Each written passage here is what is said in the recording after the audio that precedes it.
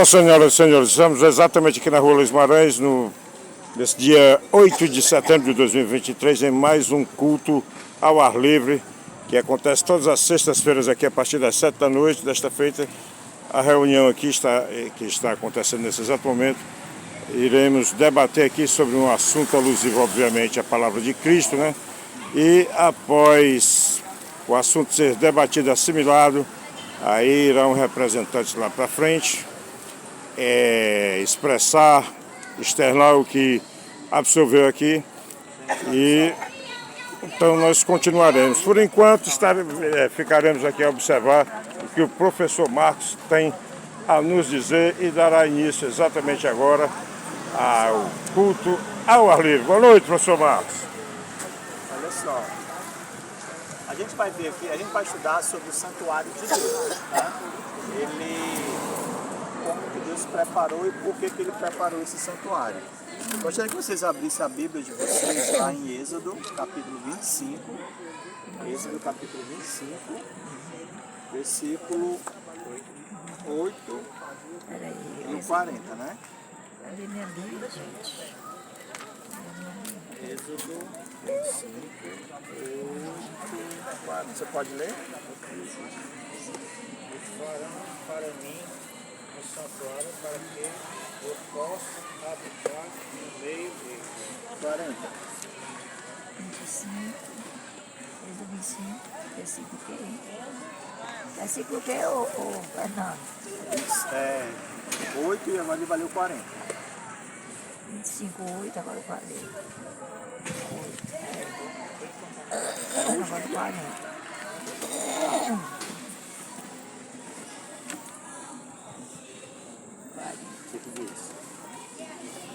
Tenha o cuidado de fazer tudo segundo o modelo que foi mostrado a você no monte. Ok. Ele dá aí duas orientações. A primeira, por que Deus pediu um santuário?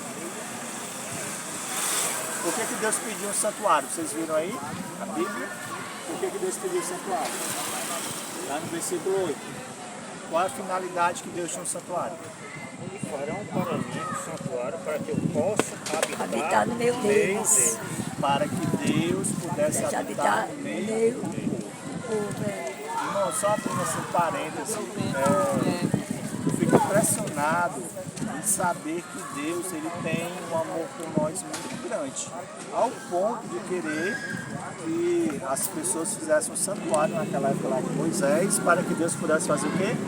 Habitar no meio deles. Deus ele tem o prazer de estar na nossa presença, E no versículo 40 ele falou que Moisés deveria fazer tudo de acordo com o modelo que ele tinha visto, certo? Então assim, o santuário que foi feito na terra tem um modelo no céu. E aí a gente vai estudar um pouquinho para poder entendermos esse santuário. Vamos lá, como era o santuário? Êxodo capítulo 40, versículo 18 ao 38, né? Gente, no próxima sexta-feira, próxima sexta-feira eu trazer um santuário, trazer um modelo de santuário para vocês verem como é que era o santuário de Israel naquela época, certo? É porque eu esqueci de trazer, mas eu podia trazer porque o rapaz fez uma maquete e a gente tem lá na igreja, a gente vai trazer o santuário do que Deus pediu para fazer, certo? No versículo Êxodo capítulo 40, 18 ao 38, ele fala como era o santuário. E como é que era o santuário, a gente não vai ler, são muitos versículos, tá bom? Mas como é que era o santuário? O santuário ele era dividido em 3 partes. A primeira parte era o pátio, a segunda parte era o santo e a terceira parte era o santíssimo.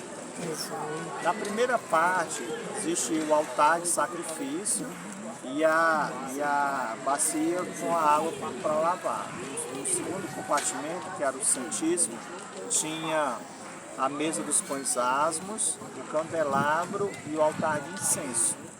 E no Santíssimo tinha a Arca do Senhor, e dentro dela tinha as tábuas dos 10 mandamentos que Deus tinha dado para Moisés, tinha o maná, que ele tinha alimentado o povo durante 40 anos, e tinha a vara do Arão, não, o cajado, que tinha florescido, certo? Todo o santuário, tudo que representava o santuário, ele era uma maneira para ensinar o povo sobre a salvação. Além de Deus habitar no meio do povo através do santuário, porque lá no Santíssimo tinha a tampa da arca e lá tinha a imagem de dois anjos, né, voltados um para o outro, com o rosto coberto, representando a presença de Deus naquele local. E tudo ali representa o plano da salvação. Foi a maneira que Deus colocou para ensinar a nós, naquela época, o povo sobre o plano da salvação. E é o que a gente vai ver um pouquinho aqui sobre isso. Lá em Êxodo capítulo 29, Êxodo capítulo 29,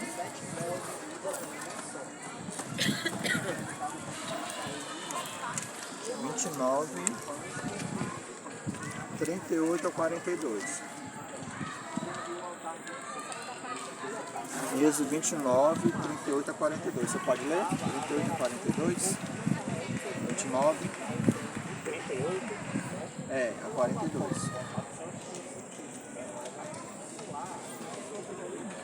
Vem aqui, ó. Isso é o que você oferecerá sobre o altar, 2 cordeiros de um ano, cada dia, continuamente. Ofereça um cordeiro de manhã e outro A crepúsculo da tarde. da tarde. Pode continuar. Com um cordeiro, ofereça 2 litros da melhor farinha, amassada com 1 litro de azeite batido, e para libação 1 litro de vinho.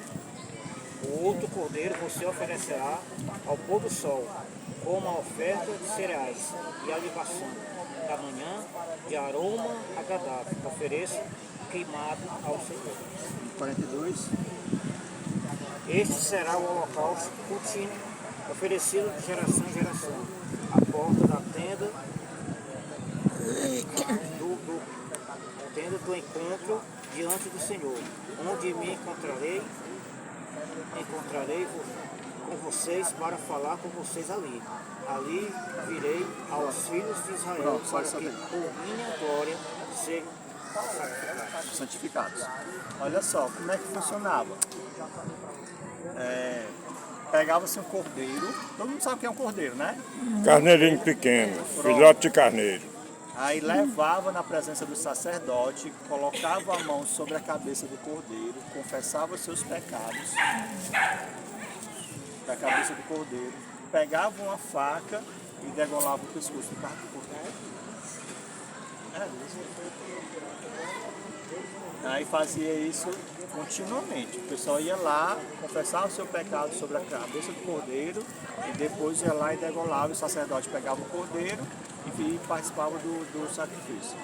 O que representa o cordeiro na Bíblia? O santuário. Representa Jesus Cristo. Porque foi ele, Jesus Cristo, que morreu por todos os nossos pecados. Imagine, vocês já assistiram o filme que Jesus Cristo sofre antes de ser crucificado? Pois é. Todo aquele sofrimento lá foi o sofrimento que ele fez por nossa causa. Fomos nós quem causamos aquele sofrimento em Cristo. Certo? Foram os nossos pecados que causaram assim. A dona Nilda disse assim, que coisa horrível, né? Mas realmente é uma coisa muito horrível. Pois é, para representar, para nos mostrar quão grave é o pecado, certo? E assim ele fazia. Então, qual era o sacrifício diário e o que ele significava, né? Era cordeiros, que significava Jesus Cristo que morreria pelos nossos pecados, pelos pecados da humanidade. Ok? Qual era a cerimônia mais solene do ano? Levítico 23, livro de Levítico, capítulo 23. 23. Versículo 27 a 31. 27.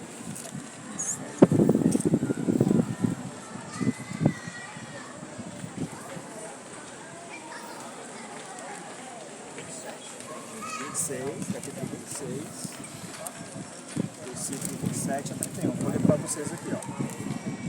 Diz assim: Mas, aos 10 dias deste 7º mês, será o dia da expiação. Faça uma santa convocação e humilhe-se e tragam uma oferta queimada ao Senhor.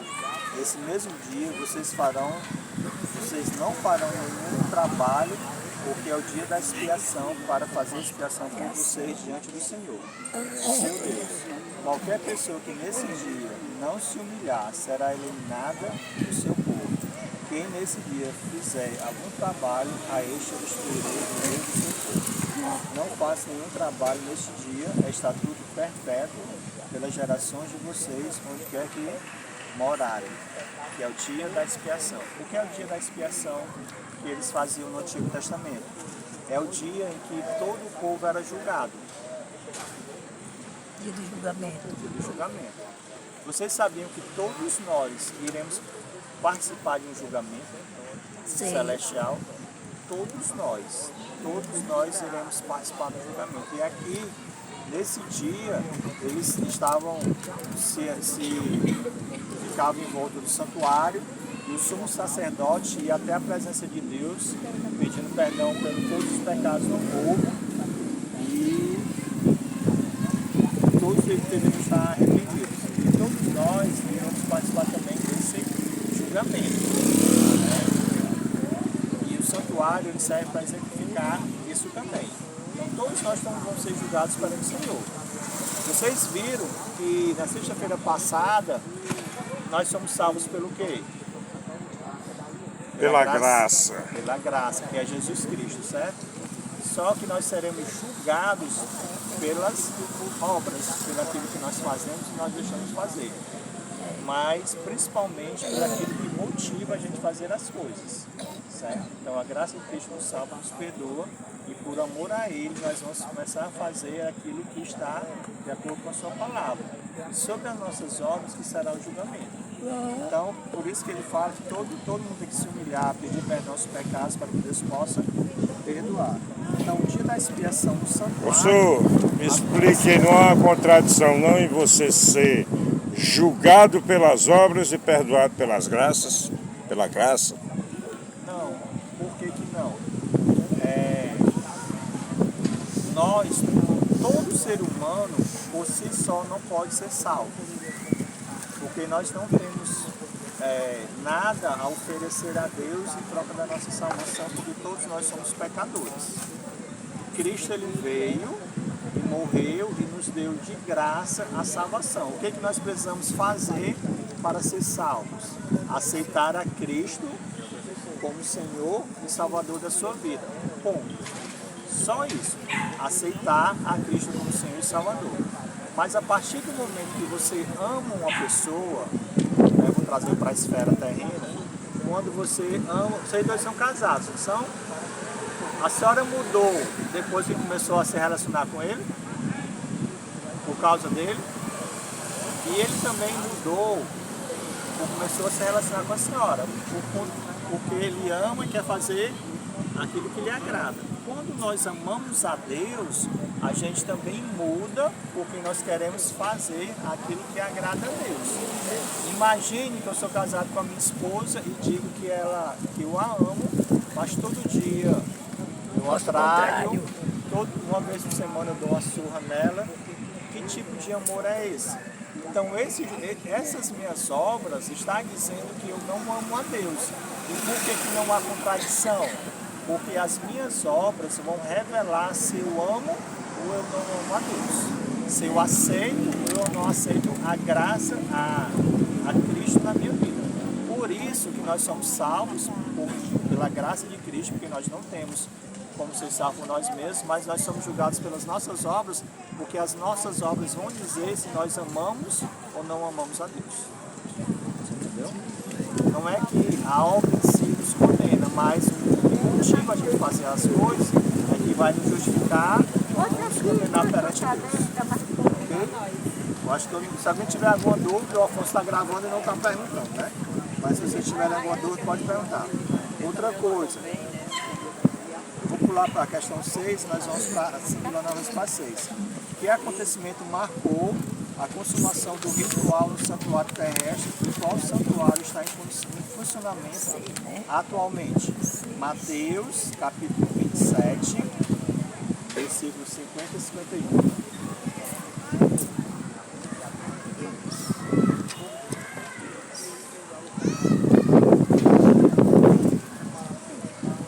Mateus, capítulo 27.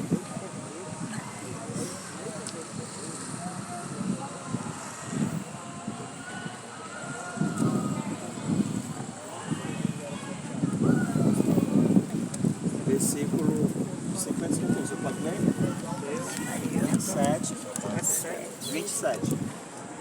27, versículo 50 e 51.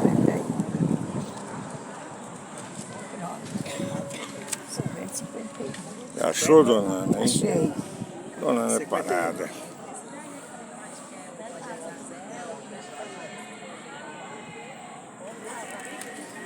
Achou? Pode ler. E Jesus, clamando outra vez em alta voz, entregou o Espírito.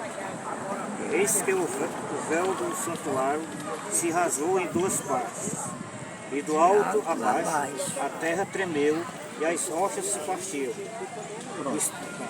Só até aí, ok? Olha só, o santuário, tudo que existia no santuário, ele representava Jesus Cristo. Quando Cristo veio e morreu, ele acabou a necessidade de um santuário na terra, certo? Porque todo santuário apontava para Cristo, que iria vir, morrer pelos nossos pecados. Então Jesus Cristo veio e morreu pelos nossos pecados. Então quando ele morreu na cruz, o véu que separava o lugar santo do Santíssimo, ele foi rasgado de alto a baixo, para dizer que não foi por mãos humanas, mas foi Deus que rasgou o próprio santuário, para dizer que não há mais separação entre Deus e a humanidade, certo? E agora em Hebreus capítulo 8, versículo 1 e 2, diz qual é o santuário de Deus agora, né? Hebreus capítulo 8, versículo 1 e 2 diz assim, ó. 1 e 2, capítulo 8, Hebreus. Quer ler? Diz assim, ó. Ora, o essencial das coisas que estamos dizendo é que temos tal sumo sacerdote que se assentou à direita do trono da majestade dos céus, como ministro do santuário e do verdadeiro tabernáculo que o Senhor erigiu, não o homem. Quando Cristo ele morreu, ele foi para o céu, né, e está no santuário celestial lá intercedendo por nós.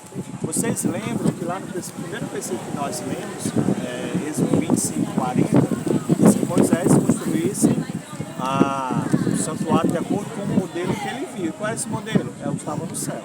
E Jesus Cristo está no céu intercedendo por mim e por você, fazendo o papel do sumo sacerdote que representava Cristo.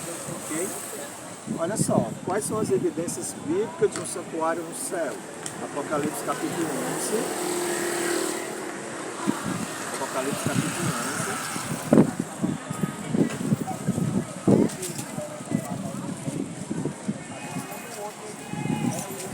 Apocalipse capítulo 11. Versículo 19.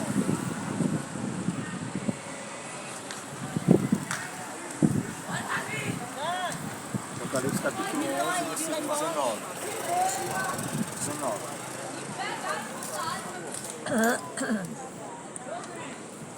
11, 19. 1, 10.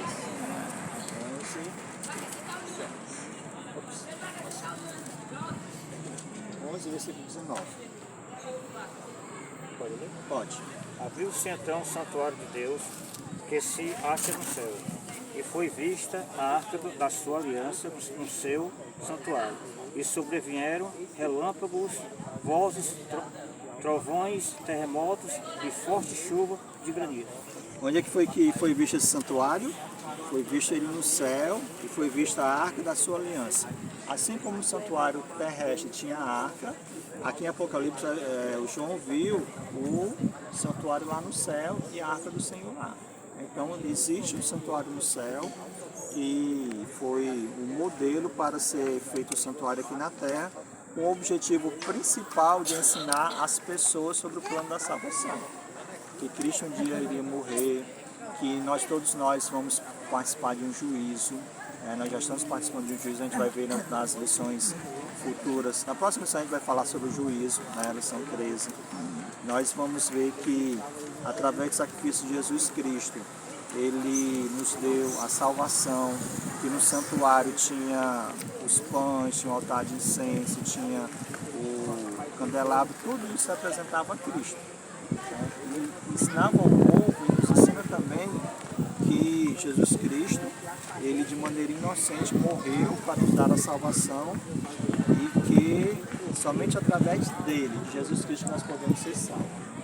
Nada do que a gente possa fazer vai nos garantir a salvação, somente através de Cristo Jesus.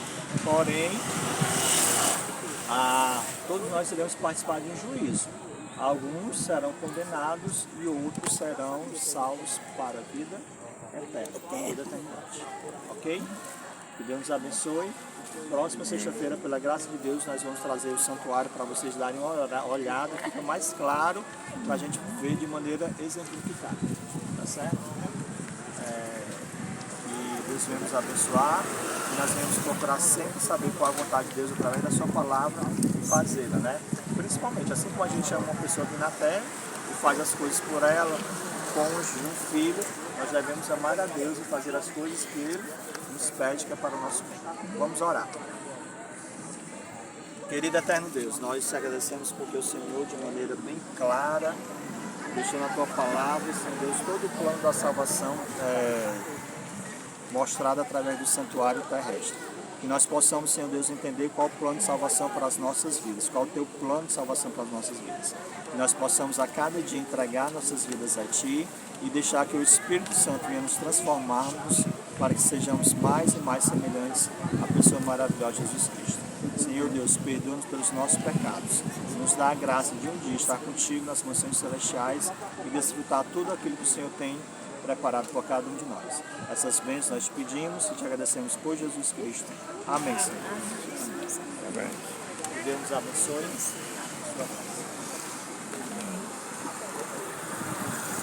Vamos ajeitar as coisas. Aí, concluída a reunião desse grupo aqui, né, que foi comandado aí pelo professor Fernando, e continua ali a reunião do grupo. Ele se encontra, ainda não foi concluído. Então, após ser concluído, nós teremos aí, nas palavras do professor Marcos, e cada grupo, obviamente, irá ser representado por alguém. Mas poderá simplesmente o professor Marcos juntar os dois grupos e fazer a sua oratória sobre os assuntos que foram abordados pelos dois grupos. 8 de setembro de 2023, culto ao ar livre, né? Na Rua Luiz Guimarães, Alvarenga, Fortaleza, Ceará, Nordeste, Brasil, né, dona? Voltamos daqui a pouco. Valeu, Jesus.